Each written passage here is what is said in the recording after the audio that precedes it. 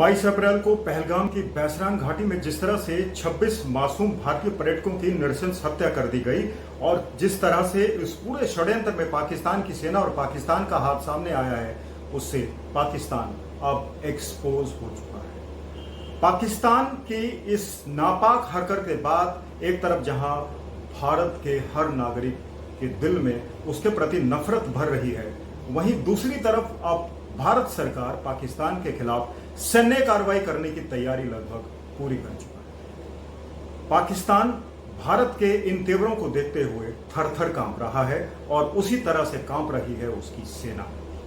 उसका एक ताजा उदाहरण यह है कि जम्मू के कठुआ क्षेत्र में अंतर्राष्ट्रीय सीमा पर पाकिस्तान ने अपनी कई चौकियां बंद कर दी हैं। डर का अनुमान आप इसी बात से लगा सकते हैं कि इन चौकियों से पाकिस्तान ने अपने झंडे तक उतरवा लिए हैं। पाकिस्तान का डर सिर्फ वही नहीं है, पाकिस्तान का डर अब अनप्रोवोक्ड फायरिंग से भी सामने आ रहा है। पाकिस्तान कई ठिकानों से अनप्रोवोक्ड फायरिंग कर रहा है, जिसकी सूचना भारत के directorate general of military operations ने अपने काउंटर पार्ट को हॉटलाइन के जरिए दी है और ताकीद दी है कि अगर इस तरह की हरकत बंद नहीं हुई तो मुंह तोड़ जवाब दिया जाएगा। खैर, भारत के सैनिक भी पूरी तैयारी में है।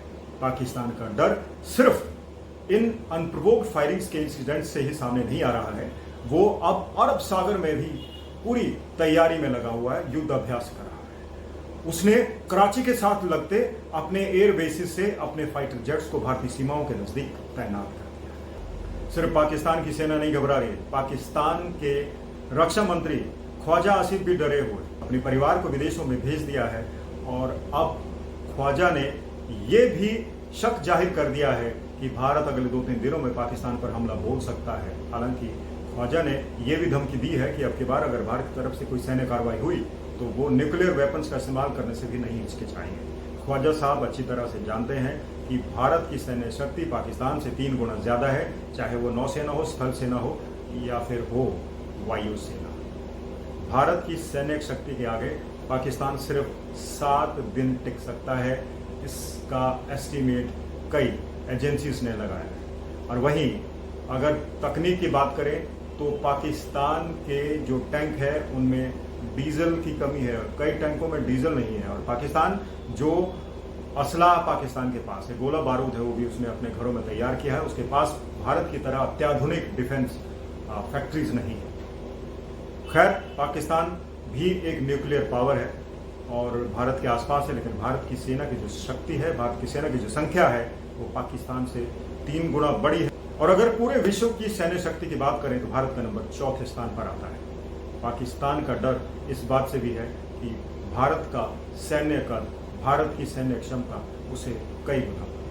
खैर, एक तरफ जहां पाकिस्तान का भय सामने आ रहा है, अब दूसरी तरफ NIA 22 अप्रैल की इस आतंकवादी घटना की जांच करेगी। बैसरान घाटी की जिस कथित स्विट्जरलैंड नामक जगह पर यह हमला हुआ था, वहां से NIA को 40 कारतूस बरामद हुए। NIA स्थानीय लोगों से भी पूछताछ कर रहा है और उस कश्मीरी नागरिक से भी पूछताछ की गई है जो एक वायरल वीडियो में सामने आ रहा है और अल्लाहू अकबर कह रहा है। उससे परिवार से भी पूछताछ की गई है। जांच अभी चल रही है और जांच तेज कर दी गई है। पता लगाने की कोशिश की जाएगी कि आतंकवादी कहां से आए थे, कहां पलटे, किसने आश्रय दिया और कौन कौन लोग शामिल हैं।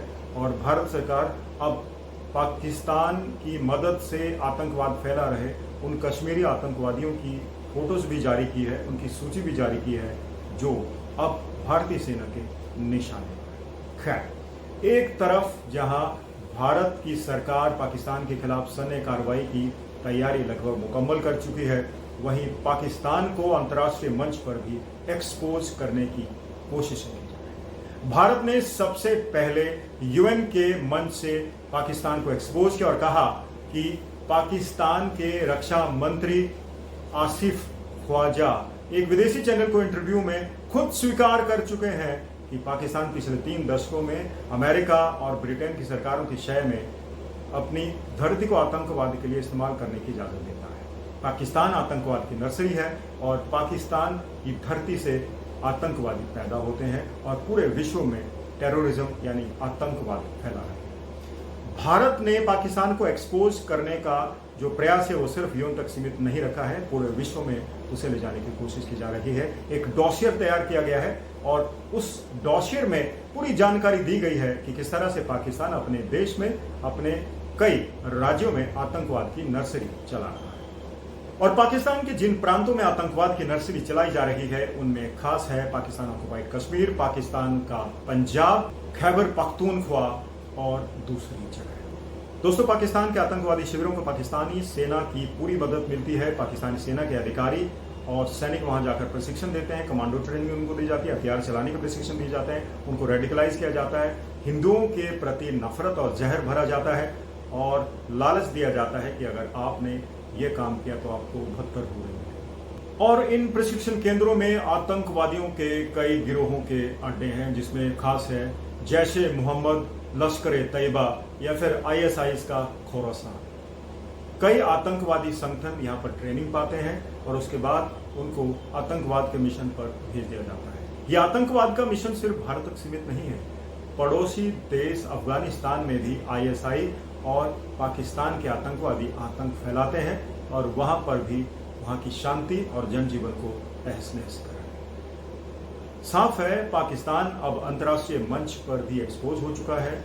विदेशी मीडिया भी अब ये अनुमान लगा रहा है कि भारत और पाकिस्तान का युद्ध होना तय है। युद्ध जब होता है तो नुकसान दोनों तरफ होता है और युद्ध किस रूप में होगा ये अभी तय नहीं है। प्रधानमंत्री नरेंद्र मोदी ने भारत की तीनों सेनाओं प्रमुखों से बैठक के बाद ये इजाजत दे दी है कि टारगेट कौन है, टारगेट कहां पर है, आप सैन्य कार्रवाई किस समय करोगे, किस रूप में करोगे, ये इजाजत आपको पहले दी जा चुकी है। आप बेफिक्र होकर अपनी कार्रवाई कीजिए ताकि जो दुश्मन देश है वो आतंकवाद फैलाने से बाज आए।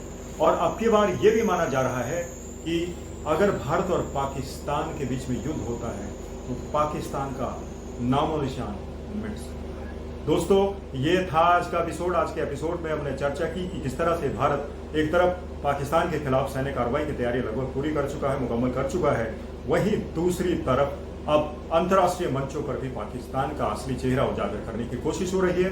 डॉसियर तैयार किया गया है, अफगानिस्तान से लेकर रशिया तक ये डॉसियर जा रहा है और पाकिस्तान की असली हकीकत, उसका गंदा चेहरा बेनकाब किया जा रहा है।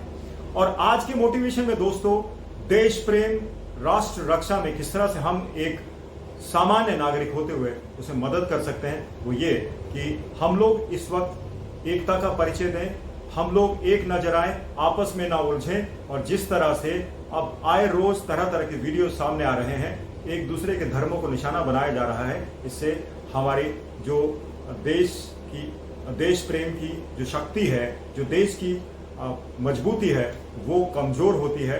इसलिए धर्म को भूलकर, जात को भूलकर, समुदायों को भूलकर एक हो जाइए और दुश्मन देश को इस वक्त सबक सिखाने की जरूरत है। आप देखते रहिए किस तरह से भारत अपनी सैन्य कार्रवाई करता है। और आज का एपिसोड हम यही खत्म करते हैं। कल फिर आपसे मुलाकात होगी और ये एपिसोड और हमारा चैनल अगर आपको पसंद आ रहा है तो इसे सब्सक्राइब जरूर कर लीजिए ताकि नए वीडियोस की जानकारी आपको तुरंत मिलती रहे। और हाँ, जिस तरह का माहौल दोनों देशों में बन रहा है, आप ऊपर वाले से, ईश्वर से कामना कीजिए कि शांति भी बनी रहे और हम लोग भी सुरक्षित रहें। नमस्कार।